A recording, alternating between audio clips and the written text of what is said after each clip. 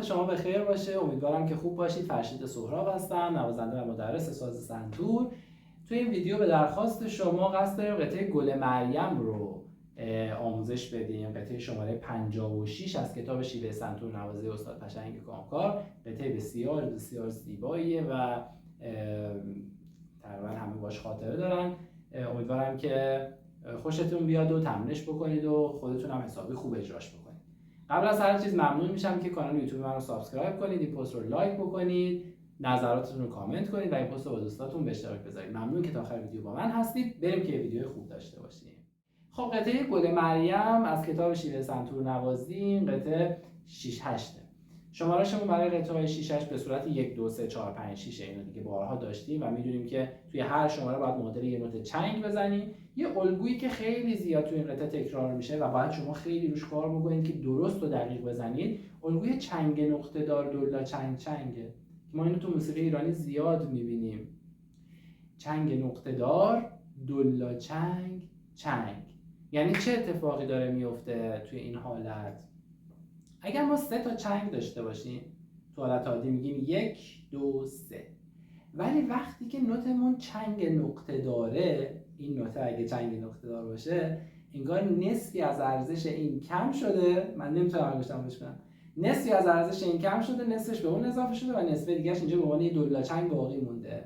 پس میشه 1 با نصف 2 بر نوت اول، نصفه دیگه 2 که میتونیم 2 رو نصف کنیم بکنیمش 2 او، نصفه دیگه 2 که میشه او میرسه به این دولا چنگ و 3 برای چنگ میشه 1 2 او 3. اینو خیلی باید روش دقت بکنید چون این الگو رو خیلی زیاد توی این قطعه میبینیم. پس میگیم 1 2 او 3 4 5 6. توی از میزان دوم این الگو شروع شده. میزان دوم، میزان سوم، خط دوم، همه میزانا این الگو رو توش داره. پس شد 1 2 او 3 4 5 6. این مهمترین نکته‌ایه که توی این درس باید بهش توجه بکنید که دقیق و خوب اجرا بکنید. نکته بعدی که داریم اون زینت‌های 2 تا نوت زینتی که تو همون میزان اول کنارمون چنگ قرار گرفته. نوت 2 که نوت اصلی هست، 2 تا نوت 2 کوچولو کنارش هست. مجموعه اون 2 تا نوت زینت و نوت اصلی باید توی یک ضرب اجرا بشه و حکم یه نوتو داره. این زینت اسمش روشه دیگه، برای زیبایی داره به قطعه اضافه میشه. هیچ جایگاهی توی شمارش قطعه نداره. اصطلاحاً به این ستاییه دوراب میگن. به این حالتی که 2 تا نوت کنار نوت اصلی قرار میگیره دوراب یا سرمضراب بهش میگن. چطور اجرا میشه؟ ببینید تو حالت عادی اگر ما نوت زینت رو در نظر نگیریم، اینجا چی داریم؟ اینجا 4 تا نوت چنگ داریم که نوتامون هست دو ره می فا، یعنی میشه دو ره می فا که از ضرب شماره 3 هم اینجا شمارهشون شروع میشه 3 4 5 6. حالا ضرب شماره 3 رو شما به جای اینکه یه دونه تک 2 بزنید باید 3 تا ضربه بزنید. یعنی میشه 3 4 5 6. ممکنه برای شروع براتون سخت باشه که اینو به این شکل بزنید. این فرم ایدئالشه که بشه. ولی اگه براتون سخت بود سرعت رو بیارید پایین. ولی سعی کنید نوت سوم نسبت به 2 تای دیگه قوی‌تر بخوره چون نوت اصلی نوت سومه. اینو باید بشه هی تمرین بکنید. اول با سرعت کم، بعد آروم آروم بهش سرعت میدیم.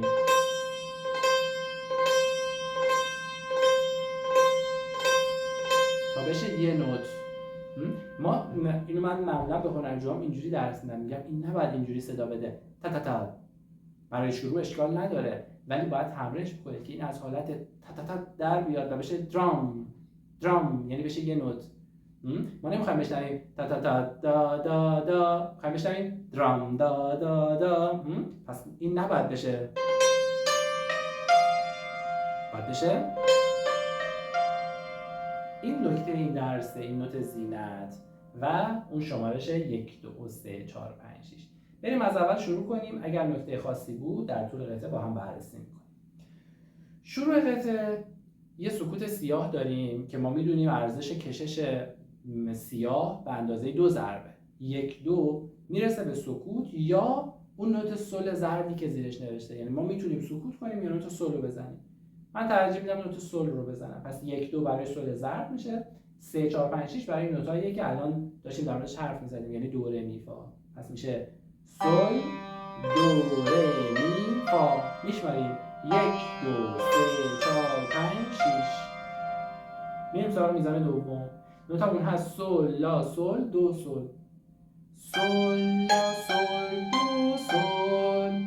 اگه بخوایم بشماریمش میشه 1 2 3 4 5 6. 1 2 برای نوت اول، و 3 میشه دوتای بعدی. 1 2 3 4 5 6. اینجا خیلی مهمه که اینجا تکرار یک میزان داریم نه دو میزان. خیلی از هنرجو اشتباه میکنن. نباید کل این قسمت تکرار بشه، فقط میزان دوم تکرار میشه. سل لا سل دو سل، سل لا سل دو سل. اینو باید دوبار بزنیم. پس این دو میزان رو با تکرار یک میزان که میشه 3 تا میزان، این 3 میزان رو براتون اجرا میکنه.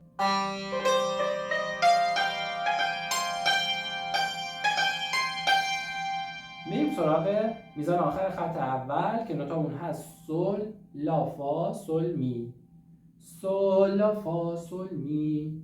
سل لا فا سل می. میشماریم 1 2 3 4 5 6. از نظر ریتمی همه اینا مثل همه. خط دوم فا سل می فا ره، یه نوت اومده پایین. فا سل می فا ره. مثلا بهش میگیم داره سیکونس میکنه. دوباره بعدی یه نوت میاد پایین‌تر.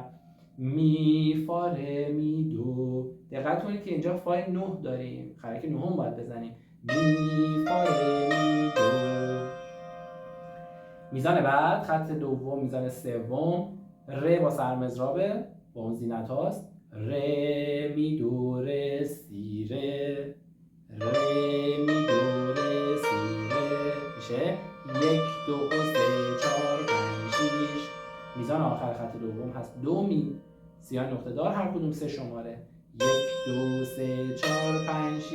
دو میزان آخر خط دوم پس میشه 1 2 3 4 5 6. 1 2 3 4 5 6. و دو میزان اول خط سوم این جمله رو کامل میکنه، این عبارت رو کامل میکنه که در واقع تکرار دو میزان قبل هست، فقط آخرش دیگه اون نوت سیاه نقطه دار رو نداره. پس میشه که 1 2 3 برای 4 5 6 هم سکوته و یه دولا خط تکرار که کل این قسمت باید دوباره تکرار بشه. من این جمله رو از اول تا اینجا براتون اجرا میکنم.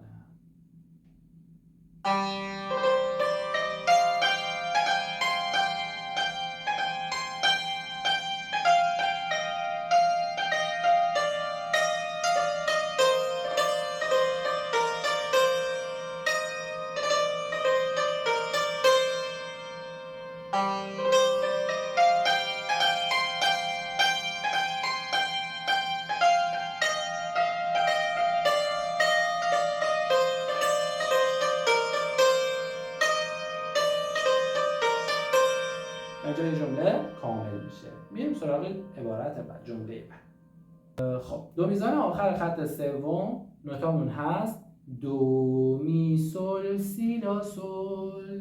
پس شد دو می سل سی لا سل. با شمارش میریم 1 2 3 4 5 6. 1 2 3 4 5 6.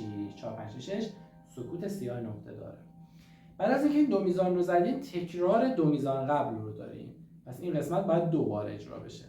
و بعد خط چهارم دو میزان، کلا هم دو میزان بیشتر نیست، کلا میشه می ره دو ره سی ره دو که بعدش هم تکرار دو میزان داره. پس میشه می ره دو ره سی ره دو و بعد دوباره تکرار میشه با شمارش 1 2 3 4 5 6. 1 2 3 4 5 6. 1 2 3 4 5 6. 3 4 5 6. میریم سراغ خط پنجم. نوتامون روی نوتای پشت خرک باید بزنیم. نوتامون هست دو سی لا سل. راست و چپش هم یه در میون، راست چپ راست چپه. دو سی لا سل دو سی لا سل. تکرار یه میزان داشت پس باید دو بار بزنیم. 1 2 3 4 5 6. 1 2 3 4 5 6. و از اینجا که الان میخوام بزنم، یعنی خط پنجم دو میزان آخر تا خط هفتم میزان اول تکرار بالاست. تکرار میزان آخر خط اول تا اون قسمت که دولا خط تکرار بسته شده است. پس دیگه بلدیم اینا. من فقط یه دور براتون میذارمش که متوجه بشید چجوریه. از خط سوم دو میزان آخر شروع میکنم تا میزان اول خط هفتم براتون اجرا میکنم. 4 5 6 1 2 3 4 5 6 1 2 3 4 5 6 1 2 3 4 5 6 1 2 3 4 5 6 3 4 5 6 1 2 3 4 5 6 1 2 3 4 5 6 اینا تکرار دیگه.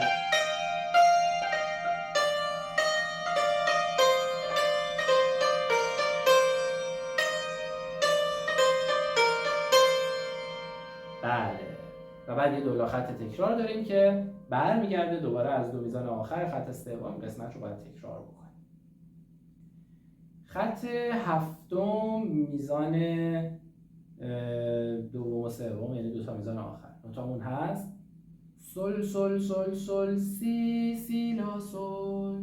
اولش با یه سکوت سیاه شروع میشه، پس میشه سل سل سل سل سی سی لا سل. میشماریم 1 2 3 4 5 6 1 2 3 4 5 6 1 2 3 4 5 6 1 2 3 4 5 6. میریم سراغ خط بعد، یه نوت بیاد پایین، فا فا فا فا لا لا سل فا فا فا فا فا لا لا سل فا. 1 2 3 4 5 6 1 2 3 4 5 6. این یه بار بیشتر نیست. این هم یه اشتباهیه که خیلی وقتا اون ارجاع میکنن. اولی که روی سوله تکرار دو میزان داره باید 2 بار بزنیم، ولی دومی که رو فاه فقط یه باره. و قسمت بعد میزان آخر یه سول ضرب میزنیم و بعد از دو میایم بالا، دو ره می فا. خط بعد سول فا می ره دو. پس شد سول دو ره می فا سول فا می ره دو. میشماریم 1 2 3 4 5 6 1 2 3 4 5 6. دو میزان آخر می ره دو ره سی ره دو می ره دو ره سی ره دو می. و خط آخر دو تا میزانی آخر قطعه میشه ره می دو ره سی ره دو ره می دو ره سی ره دو. و اینجا قطعه تموم میشه. من این دو قطعه رو از اول تا آخر براتون اجرا میکنم که بدونید چی باید شما روی سازتون اجرا بکنید. چیزی که الان من میذارم چیزیه که شما باید بتونید وقتی که در سطح این قطعه هستید باید بتونید این قطعه رو به این شکل اجرا بکنید. اگر نمیشه باید بررسی بشه که علت چیه. یعنی شاید درس‌های قبل خوب اجرا نشده، شاید تمرینتون کافی نیست. آره این باید زیر نظر مربی کنترل بشه. 1 2 3 4 5 6 1 2 3 4 5 6 1 2 3 4 5 6 1 2 3 4 5 6 1 2 3 4 5 6.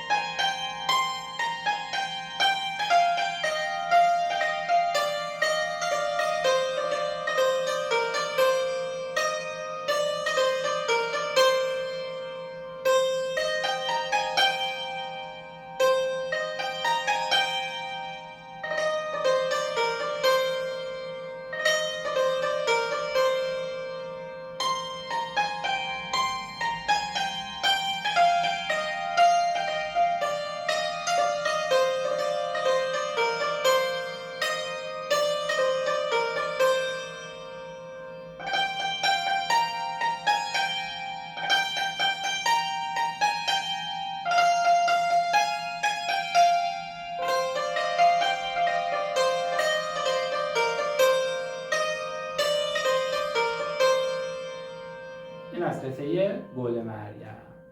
و نکته آخر این که این قطعه باید بتونید با مترونوم همین قطعه رو اجرا بکنید. همونطور که می‌بینیم سرعت قطعه رو گذاشته روی سرعت 80. پس ما مترونوم رو روی 2 ضربی با سرعت 80 تنظیم می‌کنیم و با هر ضرب مترونوم 3 شماره میشماریم.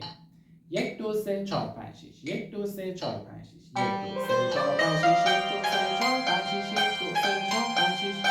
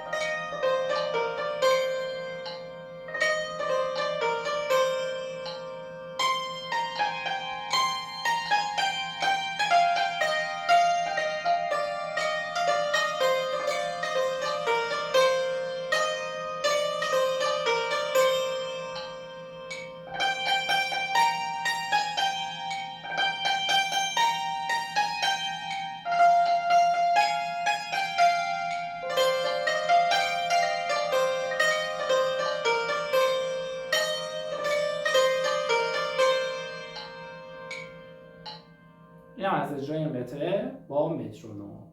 حالا میتونیم یه سری تکنیک‌ها هم بهش اضافه کنیم، پرترش بکنیم، یکم شاید تندتر بزنیمش، یکم حالت زیباتری پیدا بکنه، ولی این نیازمنده اینه که شما رو خود قطعه کاملا مسلط باشید و تکنیک‌ها رو هم بشناسید و بعد بتونید اینا رو به قطعه اضافه بکنید تا به این شکل در بیاد.